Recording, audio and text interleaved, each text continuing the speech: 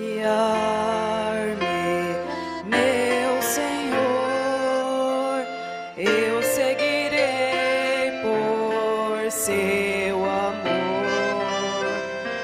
É sua mão que me conduz por minha ferida sobre a cruz.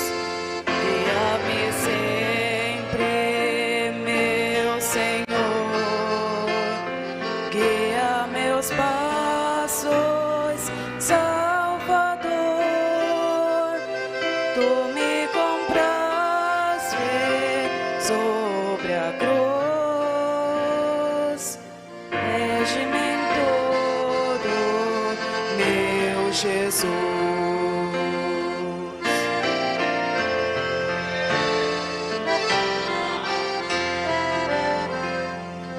Acho prazer em te seguir, descanso e paz me faz sentir.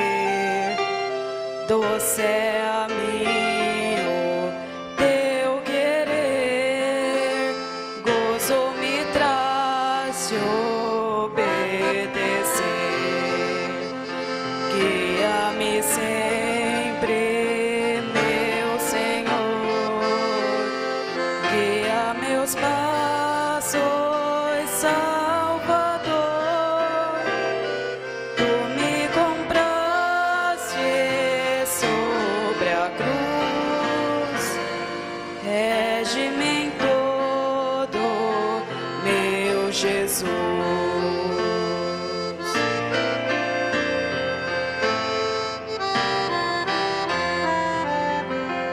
Sigo sem medo, meu Senhor, que me encheu do seu amor, sentindo perto sua mão, posso cantar na escuridão.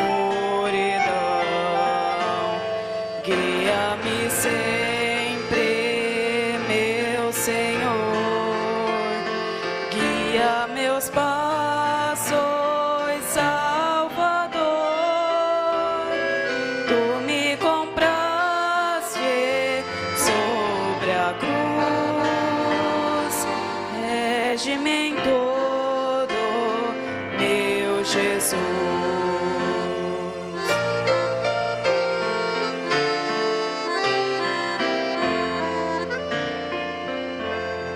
Para o seu reino me conduz, pelo jardim e pela cruz. Lá ficou morto, velho eu, lá meu espírito reviveu. Guia-me sempre, meu Senhor, guia meus passos, Salvador. Tu me compraste sobre a cruz, rege-me em todo, meu Jesus.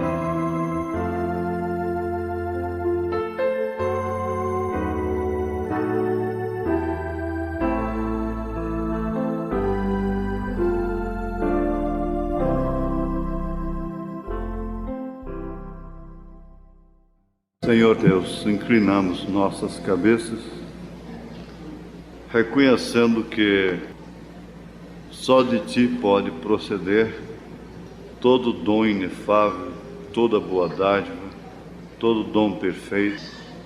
Todas boas coisas só podem vir de Ti.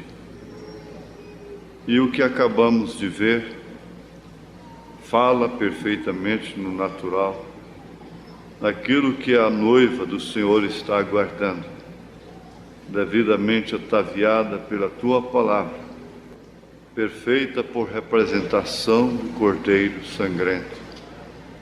Senhor, nós estamos esperando algo que possa sobrepujar aquilo que é de comum, de que é rotineiro, de que se tornou social, tradicional, religioso, porque o Senhor nunca ficou bitolado aos sistemas religiosos.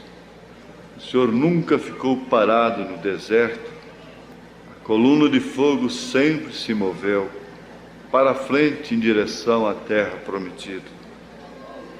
Pedimos, ó Pai, que esta reunião seja um marco na vida de cada pessoa que entrou aqui nesta noite, em todos os aspectos da vida.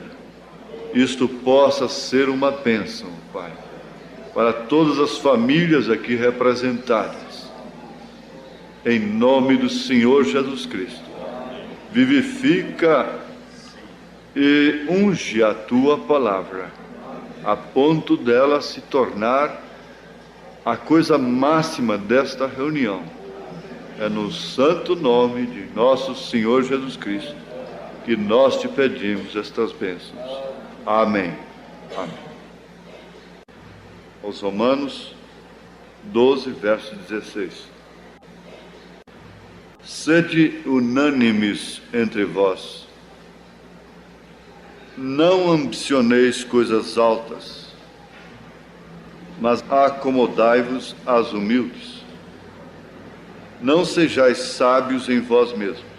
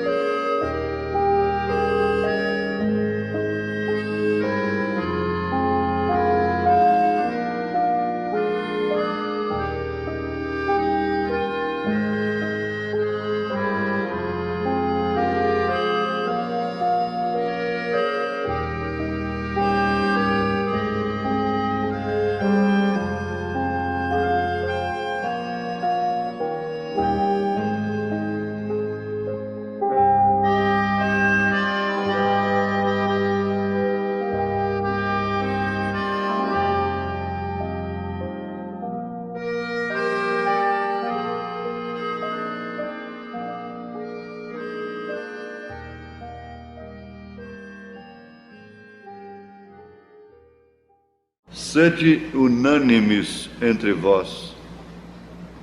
Um dos fatores que levam duas pessoas a se unirem é, sem dúvida alguma, a simpatia um pelo outro. É algo que atrai.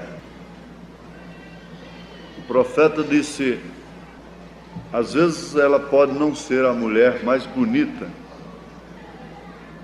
mas existe algo ali que te atrai. Ele pode não ser um homem bonito, vistoso, mas existe algo nele que te atrai, a ponto dele se tornar absoluto para você, de forma tal que quando você o vê perto de qualquer pessoa de melhor aparência física, ele não fica humilhado perante você. Não há nenhum complexo nisso. Você se sente honrada de tê-lo como esposo, de tê-la como esposa. Então aí há um absoluto nela e um absoluto nele, que supera e passa por cima de todas as coisas, que tem apanhado aqueles que, menos avisados, pensam somente na aparência e estabelecem suas metas somente naquilo que se pode ver. Mas em tudo, o justo trabalha através da fé. E a fé é o firme fundamento das coisas que se esperam, a prova das coisas que não se veem. Agora, muitas coisas que não se veem, não é somente as coisas de Deus, ou seja, somente a divindade, coisas invisíveis, como sobrenaturais. Mas há muitas coisas que não se veem no homem, mas elas estão no homem. Há muitas coisas que não se veem na mulher, mas elas estão na mulher. E há uma fé nas coisas que não se veem, porque a fé, a única coisa que explica esta palavrinha de 2 letras apenas, fé, é isto, é o firme fundamento das coisas que se esperam e a prova das coisas que não se veem. Então é bom a gente ter uma síntese, cada um guardar isto como que uma mensagem no seu coração, na sua experiência. Há muitas coisas que esperamos, as bodas do Cordeiro, a própria aparição de nosso Senhor Jesus Cristo, tudo isso é fé. O milênio, a Santa Jerusalém, que não podemos ver com os nossos olhos carnais nesta dimensão que vivemos, somente através da dimensão que alcançará o corpo celestial glorificado. Mas volto a repetir, há coisas em você que ninguém vê, mas ela espera de você aquilo. Há coisas nela que ninguém vê, você mesmo não pode ver, mas você crê e espera que isto está nela. Há gens nos lombos do homem, e ninguém pode ver esses gens, mas um dia eles são manifestados, porque esses gens estão nele. Ela não pode ver, mas ela tem fé e espera que ele tem tudo para lhe dar filho. Ele, por sua vez, tem fé e crê de uma forma natural que ela é uma matriz fértil para lhe dar filhos. Isto é certo? Mas a fé é o firme fundamento das coisas que se esperam e a prova das coisas que não se veem. Está bem aplicado isso? Então, ajuntou o queijo com a marmelada, não é verdade? Tudo está aí, agora é somente Deus para trazer isto em cena. Muitas coisas não se veem, mesmo no homem, na mulher, mas elas estão nela, estão nele. E através do casamento vem a manifestação dos filhos. A Bíblia diz que a natureza está gemendo pela manifestação dos filhos, porque também os filhos de Deus estão como os seus filhos, estão em seus lombos. E ele amou muito ser pai. Ora, amando ser pai, ele teve que admitir a queda, porque ele tinha em seus lombos filhos, ele tinha em seus lombos atributos de Salvador, de Deus, de curador, de libertador, de transformador. E ele nunca perdeu uma semente sequer. Às vezes um casal pode perder um filho, aquilo virar um aborto, uma coisa assim, mas Deus nunca perdeu uma semente, daquelas que saíram de fato de seus lombos. Ele permitiu essa passagem aqui pela terra, para manifestar esses atributos. Foi então quando ele gerou a Jesus Cristo no ventre da Virgem Maria. Agora, a Bíblia diz que quem gerou a Jesus foi o Espírito Santo. Ora, se foi o Espírito Santo que gerou a Jesus, então ele é o pai de Jesus. Teu pai te gerou, não foi? Ele é teu pai, não é verdade? Você admite uma outra pessoa distinta nesta unidade de sua mãe com seu pai? Não tem? De jeito nenhum. Ele é teu pai e você é seu filho. Isto é certo? Também Deus. O homem foi criado à imagem e semelhança de Deus. O homem é trino, mas ele não é três pessoas distintas. Ele é corpo, alma e espírito. Ele é pai, filho e espírito. Você é filho, você nasceu de mulher.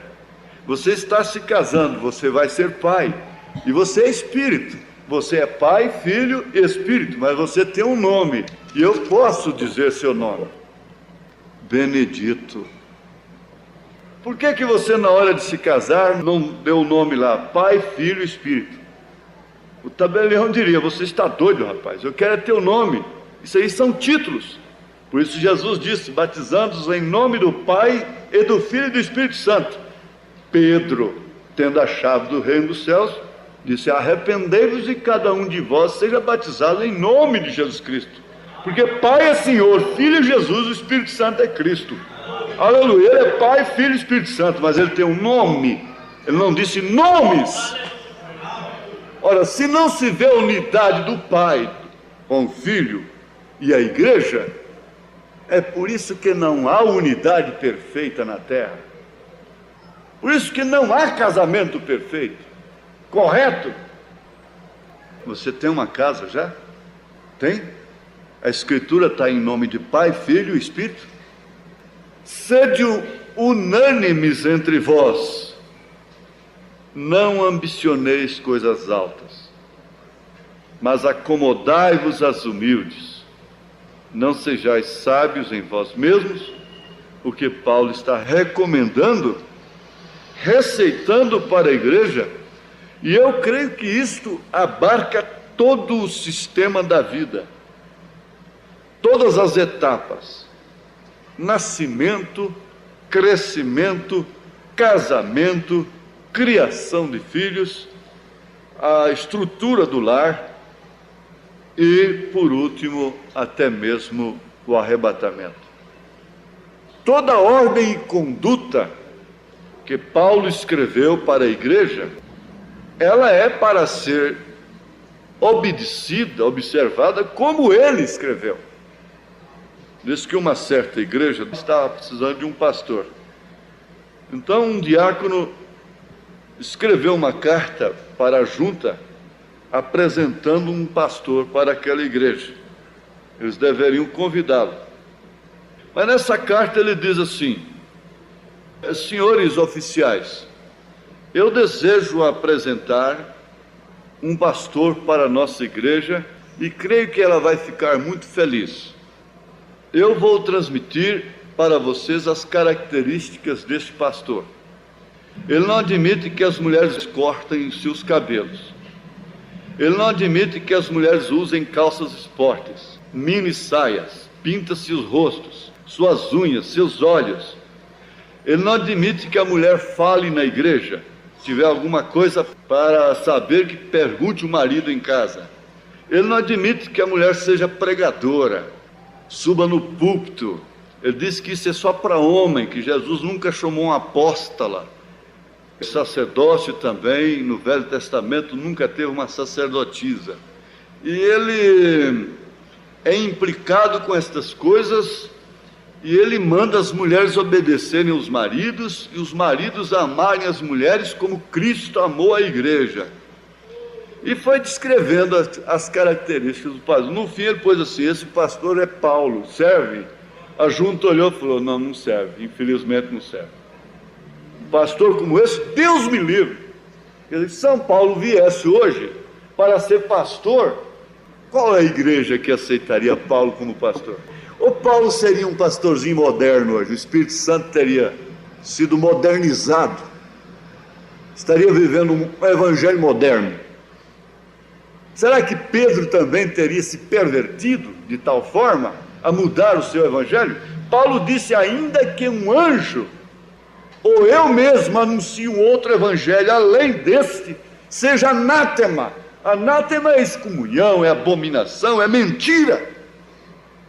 Ele queria que a igreja estivesse unânime numa só fé, num só batismo, num só Espírito, num só Senhor. Amém. Glória a Deus. Para tanto, eles pregaram. Agora no rádio nós ouvimos, Deus me deu aquela inspiração, que Deus não teve compaixão, como o construtor não tem dó, compaixão das pedras. Meteu a marreta na pedra, socou bastante para fazer o alicerce. Ele não teve compaixão de deixar a igreja primitiva morrer, ser queimada, ser enterrada ali como fundamento. E Paulo disse que o fundamento é dos apóstolos e dos profetas. Ele não teve dó de fincar a estaca e bater, e aquele sofrimento terrível, e a marreta quebrando as pedras para fazer o alicerce. Agora vem os instrumentos de acabamento aí, só floreando a coisa por cima. Como pode?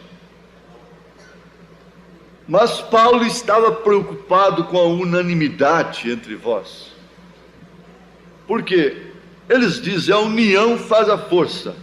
Mas esta união não é propriamente física. Esta união é uma união de espírito. A mulher goiana está unida com a mulher carioca no espírito.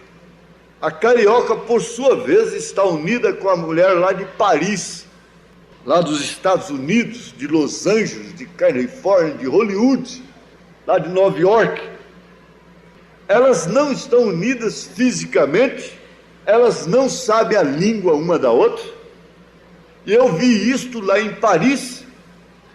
Eu vi mulheres que não entendiam o que uma outra falava, porque lá é um aeroporto que recebe aviões de toda parte do mundo que vai para a Europa.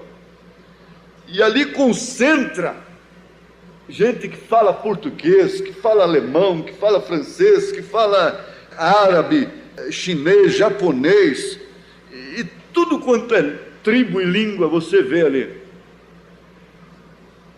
Havia diferença de língua, havia diferença de cor, mas não havia diferença de traje, cabelos. Na verdade, há diversidade de modos de arrumar. O mundo foi batizado, está unânime. Não tem a mesma língua, mas tem o mesmo espírito. A gente chega lá no interior. Eu estava vendo. É o Espírito que batizou a terra. É o Espírito que batizou o mundo. Da sedução e da aquisição. São dois Espíritos. E eles formam uma unidade tremenda. Que eles se entendem em quaisquer idiomas. Em quaisquer línguas. Em quaisquer circunstâncias. Eles se entendem. Mas por outro lado, você vê, outro dia chegou um irmão de São Paulo e não sabia onde era esta igreja. E ele pegou o táxi e não sabia vir. Chegando por ali, ele viu duas irmãs vindo para cá. Ele disse, olha, é fácil, agora já sei. É só você acompanhar essas duas mulheres aí. Nós vamos sair na igreja que eu quero. Amém? Aleluia! Aleluia! Quem viu o profeta de Deus na Bíblia Sagrada, seja aqui no Brasil, seja na Alemanha, seja onde for, vê o Pai no Filho, vê o Filho no Pai, sabe que quem gerou o Pai foi o Espírito Santo. Ora, pensemos nisso, se o Pai é um, Jesus é outro, é Filho do Pai, o Espírito Santo é outro, e a igreja é a esposa. Pois bem, então Deus é sogro da igreja, o Espírito Santo é cunhado da igreja, porque Jesus é esposo da igreja. É ou não é? E Deus tem netos? Deus é Espírito. Ninguém jamais viu o Pai, mas o Filho que estava no seio do Pai, este o fez conhecer. Por isso ele disse: há tanto tempo estou convosco, Filipe, e não me tendes visto. Quem vê a mim, vê o Pai. Aleluia! Isto é uma unidade simples. Não é composta porque seria imperfeita. Agora, essa unidade aqui é composta do marido com a mulher. É uma unidade composta de duas pessoas, por isso ela é imperfeita. Ele tem que ter paciência com ela, ela tem que ter paciência com ele. Ela vai chorar por causa dele, ele vai chorar por causa dela. É uma unidade composta. Mas a unidade de Deus com o Filho é simples. Por isso é perfeita. São manifestações. Eu falo isso porque o casamento fala muito da unidade de Deus. Fala muito, porque o mistério é tríplice. É Deus em Cristo, Cristo na igreja. Paulo disse que esse é o mistério. E esse é o mistério da piedade. É aquele que se fez carne. Agora, há um mistério entre duas pessoas. Existe um mistério. Este é que forma o verdadeiro casamento. O casamento não é papelzinho. O casamento não é formalidade social, declarando-se casados. O mistério está do coração para o coração. O profeta diz que aí está o mistério, que é aquele a quem Deus une, o homem não separa. As dificuldades não separam, a doença não separa, as lutas não separam. Eu já contei isto aqui da fidelidade daquela mulher cujo esposo ficou 30 anos na cadeia e ele teve que ficar incomunicável por 30 anos. Era novo ainda quando cometeu o crime.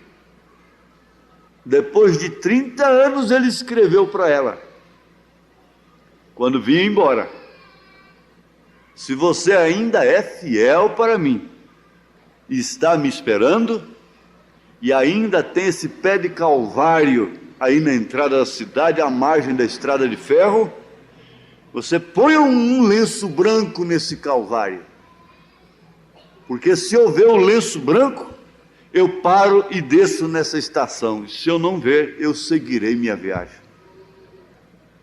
Mandou a carta veio na frente, ele tinha cumprido a sua sentença, já vinha, velho já, alcançado já pelos anos, e viajou com uma turma de estudante, e ele contou sua história, porque os estudantes perceberam sua expectativa, sua angústia, para chegar naquela estação. E quando ele contou, então, as estudantes, as moças, os moços, também se emocionaram, entraram na expectativa. Muitos começaram a chorar também, quando viram, ao sair numa curva, o pé de calvário estava todo cheio de lenços brancos. Cada galha tinha um lenço branco. 30 anos lutando, sofrendo, sendo censurada, mas firme, honrando, honesta. Ela não foi só um lenço branco, mas em cada galho havia um lenço branco, dando boas-vindas para ele. E aquilo foi uma festa quando viram aquilo, choraram, abraçaram o velho. Oh, sim! O que pode fazer isto? Isto é casamento. Isto aqui é casamento. O profeta, lançando mão disto, ele falou assim: aqueles a quem Deus une, o homem não pode separar. Mas deixa César com suas leis e trate de se unirem por Deus. Por isso que o profeta disse: você pode comer muito, você pode andar muito, você pode falar muito, mas você nunca ora muito nesse sentido, porque isso é para a vida toda. E Paulo, quando disse sede unânimes entre vós, ora, irmãos, isso atingiu toda a igreja, mas a igreja é composta de lares, a igreja é composta de mulheres, de homens, de crianças, de moças. Deus não veio redimir a terra por causa de uma árvore, Deus não veio redimir a terra por causa de um boi, Deus não veio redimir a terra por causa de um cavalo, Deus veio redimir a terra por causa do homem. Veio redimir a terra por causa do homem. E ele pediu, através de São Paulo, para sermos unânimes entre nós. Agora, nunca pode haver unanimidade entre um casal se há ambição. Logo em seguida ele disse: não ambicioneis coisas altas, porque se você é uma mulher ambiciosa, você vai ter dificuldade com ele, ele vai ter dificuldade contigo. Você estará sempre no seu calcanhar, porque você nunca estará satisfeita. Agora é o que se lembra, o que se pode lembrar dos 2 casamentos da mensagem noiva que o profeta pregou. Ele fez um casamento de uma moça que tinha sido Miss, tinha ganhado automóveis pela sua beleza. E esse casamento foi muito rico, ele gastou 8 dias para fazer o casamento, 8 dias de festa. Eles foram morar numa casa que tinha torre, era muito cara aquela casa. Mas o profeta fez um outro casamento no seu quartinho de viúvo, que era até então, de um casalzinho pobre. Ele foi com um velho Chevrolet amarrado com arame para lama e coisa, e ela foi com um vestidão de chita, e ele foi com a roupa, uma calça parece que emprestada, toda frouxa. E ele olhou o casalzinho assim, disse: você tem para onde levar essa moça? Ele respondeu que sim.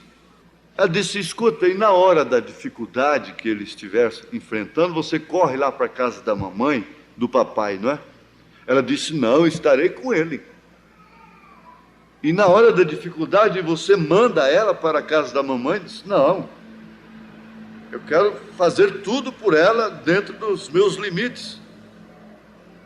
Pois bem, isso aí não foi casual o profeta fazer esses 2 casamentos. Por quê? Passando o tempo, ele foi visitar o casal rico. Chegando lá, ao chegar, ele percebeu que os 2 estavam brigando. Ela estava num canto da sala e o marido no outro canto. E brigando e discutindo, porque ela tinha dançado com outro homem na noite anterior. O profeta ficou vendo aquilo, Deus fez com que ele visse, porque ele precisava de pregar isto na mensagem noiva. E quando eles viram o profeta, eles pularam no meio das salas, mãos dadas, e o irmão Branham perguntou: como vai vocês? Vamos bem, não é, querido? Querida, aí vê os beijinhos, aquelas coisas, né? Ele disse que isto é como um fogo pintado na parede, não aquece. Fogo pintado na parede não aquece. Isso é uma hipocrisia, isso é um fingimento social. A maneira que se aparecem é uma, mas a maneira que se vive em casa é outra, muito diferente.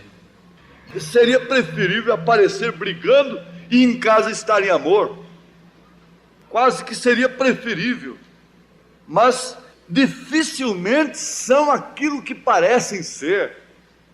Quando estão muito bem, mas está sujeita a um tabu, está sujeita a uma ambição, está sujeito, está escravizado, está escravizada, está gemendo para não explodir aquilo, para não dar um escândalo ou qualquer outra coisa assim.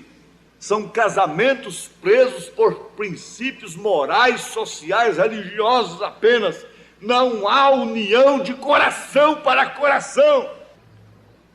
O profeta saiu dali. Mais tarde ele foi visitar o casal pobre. Ele tinha feito a sua casa na carroceria de um caminhão. Na carroceria metálica de um caminhão à margem do rio Ohio. De lá ele podia ver a torre da casa do casal rico. E quando ele foi chegando, ele pôde ver pela porta que ela estava sentada no seu colo, carinhando-o e consolando-o, porque ele estava triste, porque recebeu o salário e não deu conta de dar um vestido novo para ela. Então ela dizia: não, querido, não fique triste, não fique assim tão triste. No próximo mês você me dará o vestido. Eu sou tua. E beijava a sua face, ele carinhava. O profeta olhou lá para a torre da casa do rico e lágrimas começaram a correr nos seus olhos, na sua face. Ele pregou isso na mensagem escolhendo uma noiva. Agora, isto é aplicado a Cristo e a igreja. Por isso é falso, irmão Brano, é falso. Por isso o tabernáculo da fé é falso. Por isso a mensagem é falsa. Falsa onde? Falsa no batismo? Então Pedro era falso. Falso no batismo? Então São Paulo era falso.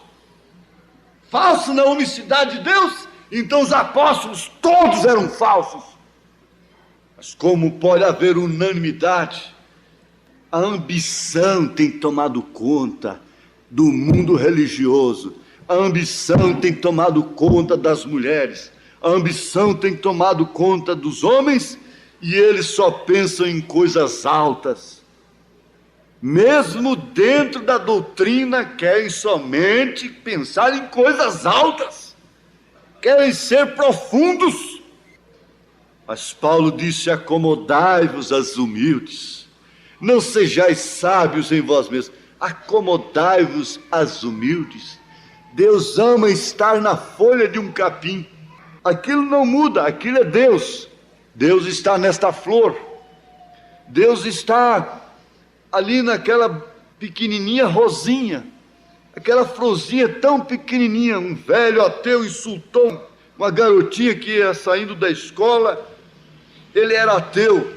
Ela apanhou uma florzinha no chão, olhou, e aquilo foi Deus. Ela pegou aquela florzinha e mostrou para ele e disse: o senhor me diz de onde veio isto aqui? Quem que fez isto aqui? Agora o velho ateu já estava com 80 anos e aquela garotinha apanha uma florzinha no chão e mostra para ele: de onde veio isto aqui? Quem fez isto aqui? Aquilo foi o bastante para o ateu se converter.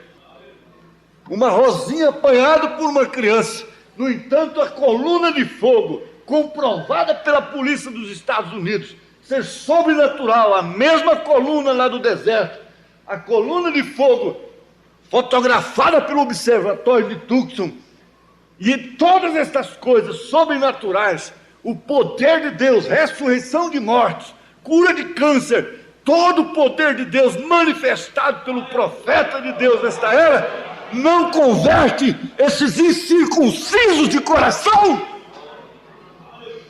E tu, Cafarnaum, irás até o profundo. Jesus proferiu juízo sobre aquele povo, porque eles rejeitaram a mensagem do profeta, eles rejeitaram a sua visita. Mas Paulo diz assim: tendo, porém, sustento e com que nos cobrir, estejamos com isso contentes. 1 Timóteo 6:8. Tendo sustento e com que nos cobrirmos, estejamos com isso contentes. Você tendo sustento e com que se cobrir, você estará feliz? A casinha já tem. Tendo sustento, com que se cobrir, estarás feliz? Satisfeita? É assim também a igreja. Isso também é recomendado espiritualmente, tendo, porém, sustento. Eu digo, essa igreja está sustentada em quê?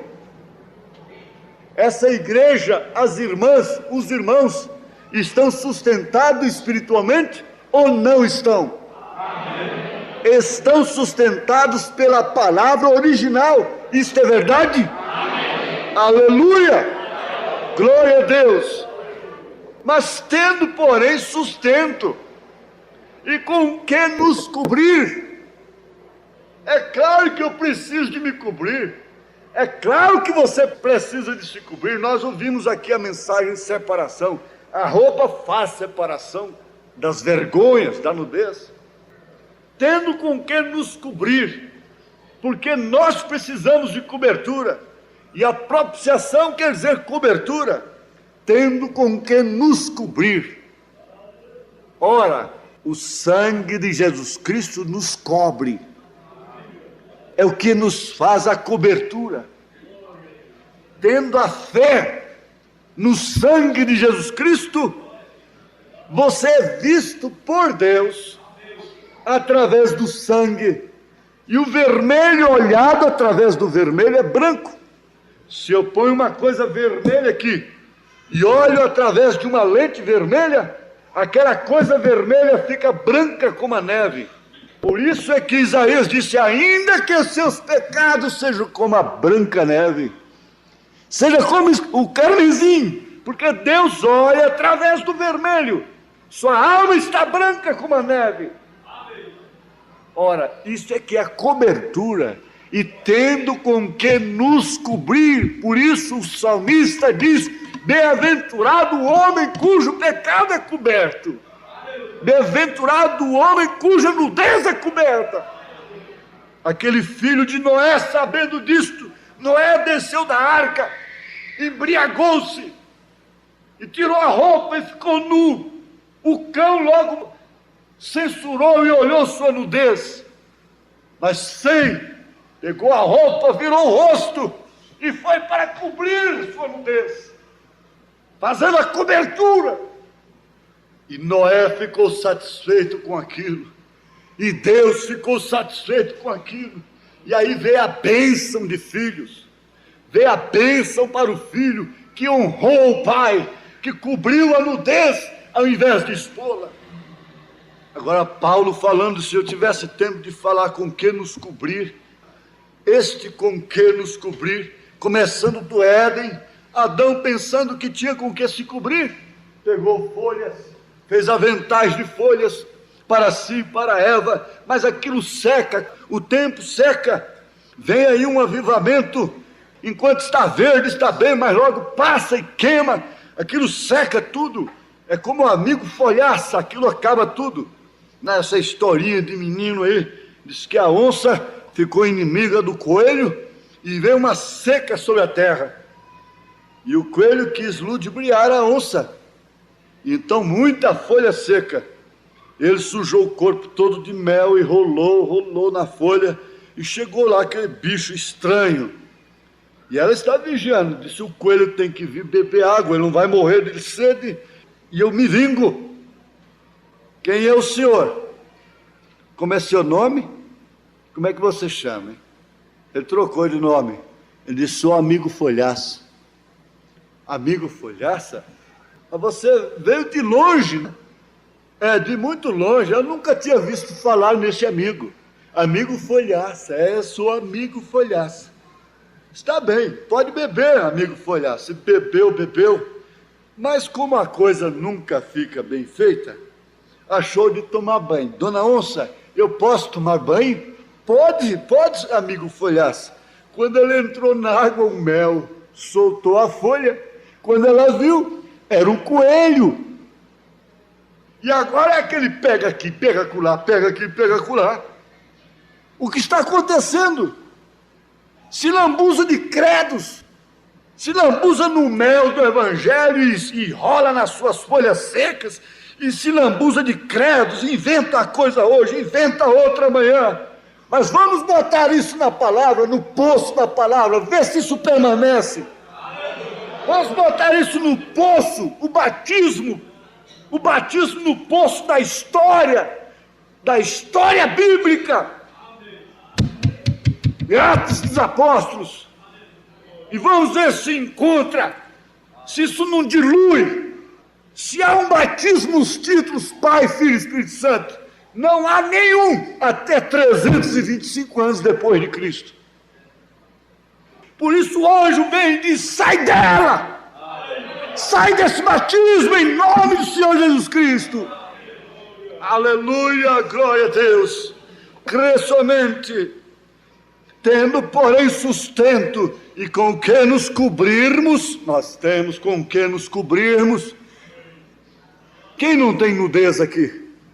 Quem não tem vergonhas aqui? Todos temos vergonhas, disse São Paulo, mas cobrimos, damos honras. Isto é certo, porque está no mesmo corpo. Estejamos com isso contentes,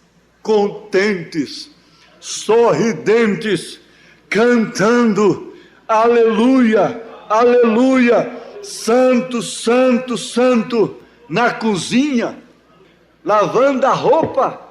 Você não pensa que casamento é só isto? Aqui está o princípio. Há lutas, há dificuldades, mas isto é que dá um sabor à coisa.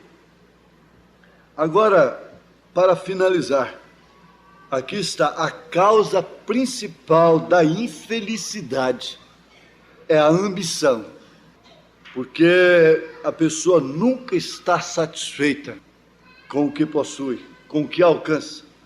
Isso aplica também no sentido espiritual. Porque não podendo ser ricos, são infelizes, são incompletos, são imperfeitos. Isso cabe para grupos da mensagem. Eles não querem ser laodiceanos e se sentem incompletos, eles são infelizes. E querem ser ricos ao mesmo tempo em profundidades, em coisas assim. Então, são infelizes, são incompletos, são imperfeitos, não podendo ser ricos, porque nós estamos vivendo na era que diz: rico sou, mas ela pensa que é rica, ela não é rica. A era laodiceana, ela é pobre, miserável, desgraçada, cega e nua.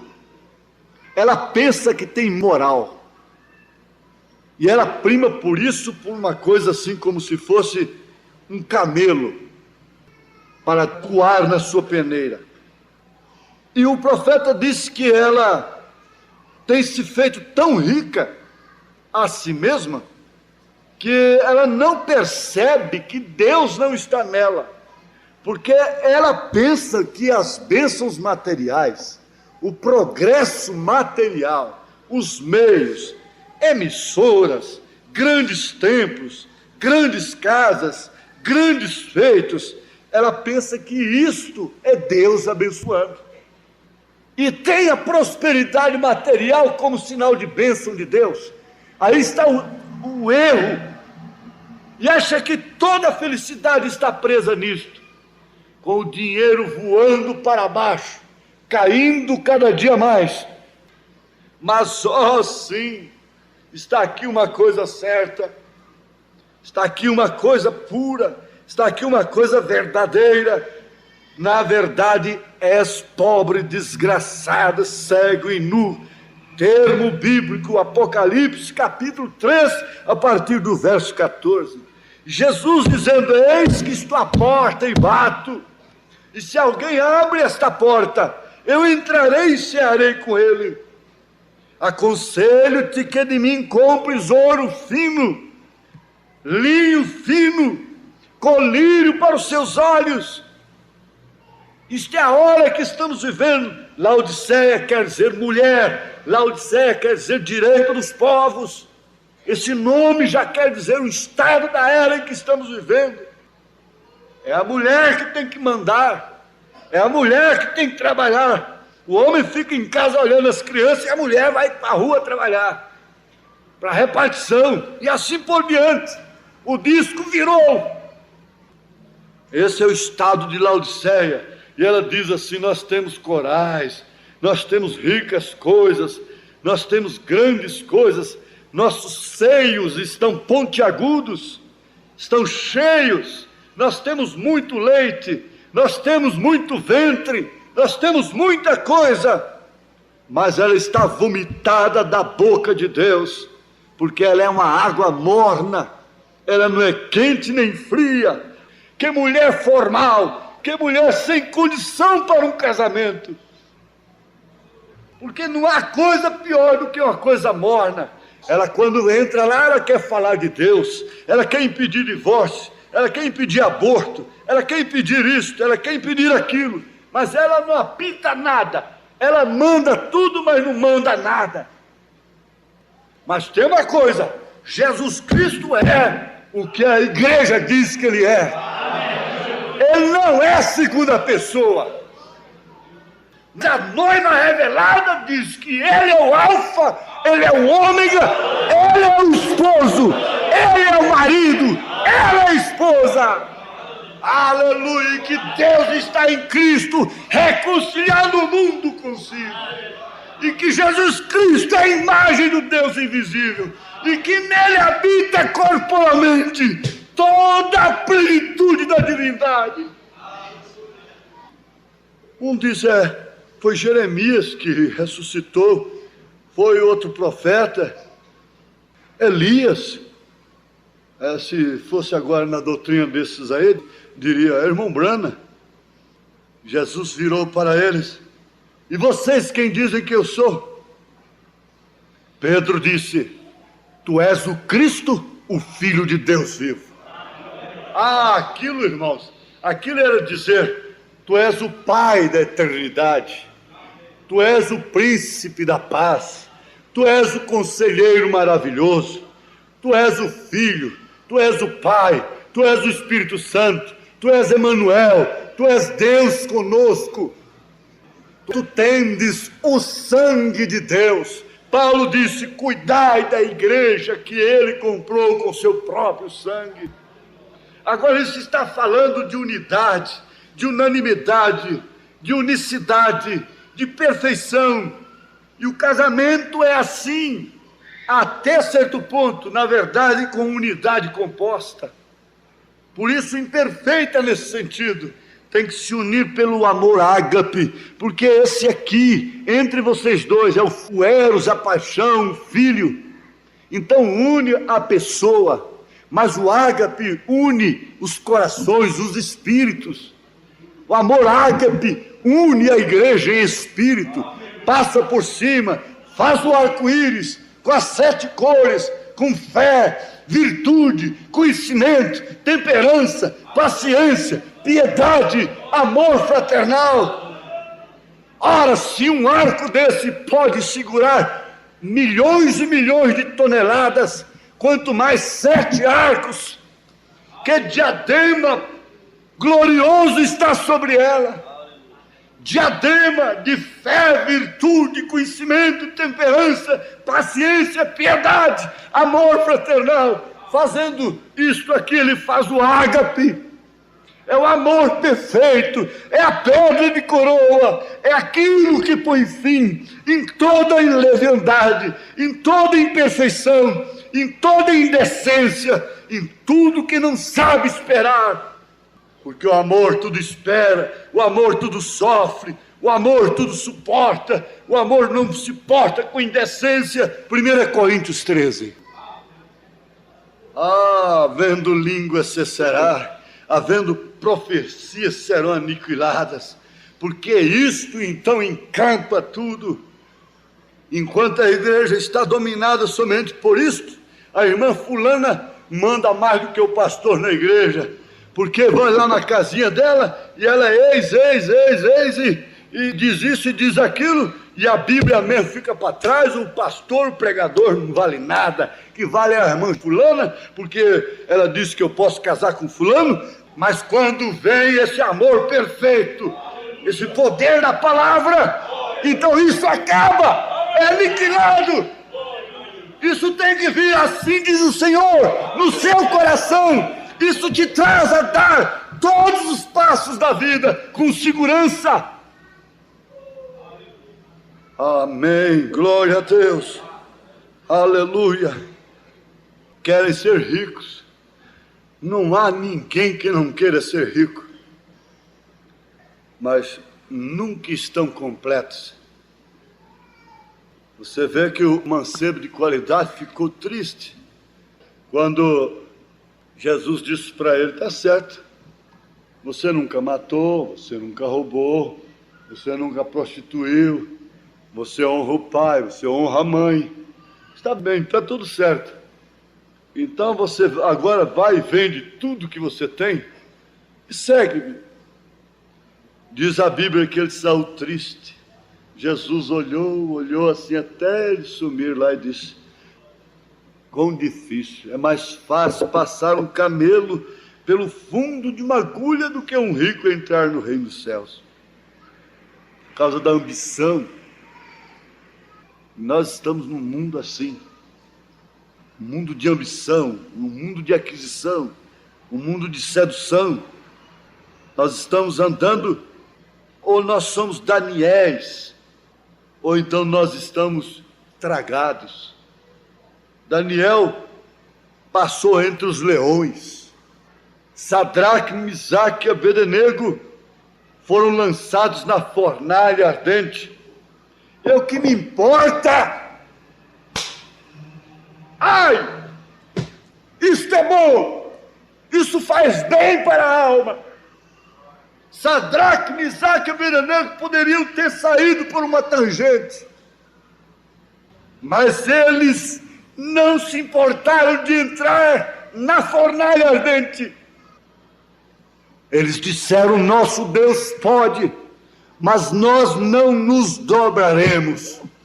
Irmãos, e Deus não livrou aqueles 3 jovens de sofrerem aquela tentação, aquela provação. Diz o profeta que os anjos ficaram inquietos. Tem um anjo lá que é o desgostoso, ficou desgostoso no tempo de Noé, chamou água na terra. Deus chamou através dele. Ele provocou essa hecatombe toda, esses estrondos todos, e ele ficou como sendo um desgostoso. E naquela hora ele disse, ficou inquieto, dizendo: deixa, pai, deixa eu ir lá. Se eu acabei com o mundo com água, quanto mais com a fogueirinha daquela. Espera aí, deixa. E ficou inquieto como um cavalo de corrida, para lá e para cá. Deixa, pai, deixa. E o pai dizia assim: não, fique quieto, isso é comigo, isso aí não é para você. Se você vai fazer uma coisa que não é para você, é perigoso você ser queimado em vez de apagar o fogo. Vai se meter em coisa que não é sua, que você vai ser queimado. Espera, isso é para mim. Chamou: venha, vento oriental, vento ocidental, venha cá. Isso em fração de segundo. E os 3 jovens iam entrando. Quando eles entraram, ele já estava lá dentro. Aleluia! Era ele próprio, era ele mesmo, andando com eles dentro da fornalha ardente. Às vezes a família é esta fornalha, o emprego é esta fornalha, até a igreja vira numa fornalha. Mas o que me interessa é saber que Ele está comigo. Nenhum amigo poderia libertá-los, nenhum anjo podia libertá-los, livrá-los, ninguém podia fazer nada. Ele disse: deixe comigo. Ninguém pode fazer nada pelos lares hoje, não tem sociólogo, não tem nada.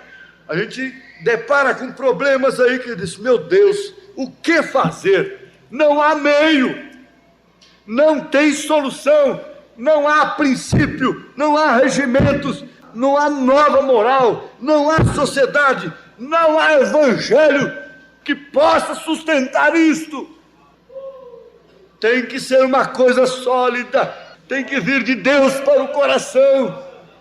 Aleluia! Para fazer essa unanimidade. Agora, quando se casa de fato, entende-se de fato, entende-se em todas as circunstâncias.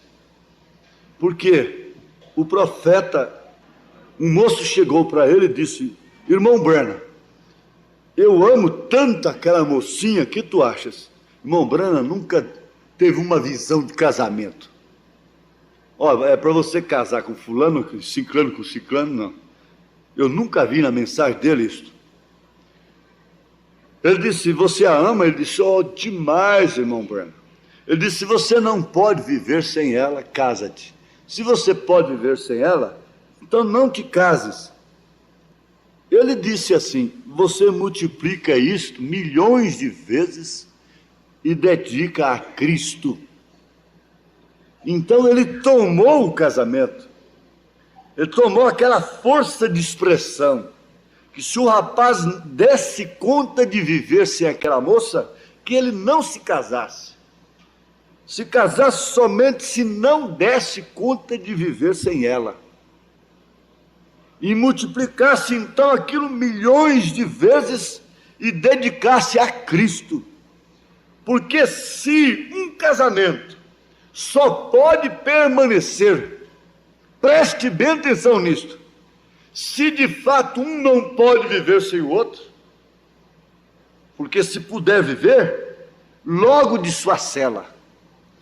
Mas se você chega à conclusão: eu não posso viver sem ela, e ela chegou a esta conclusão: eu não posso viver sem ele, então nega qualquer circunstância, passa por cima de pai, de mãe, de quem quer que seja, por causa dele, esquece todo mundo, e ele por causa dela. Esse casamento ainda tem lutas, esse casamento ainda tem circunstâncias até o fim.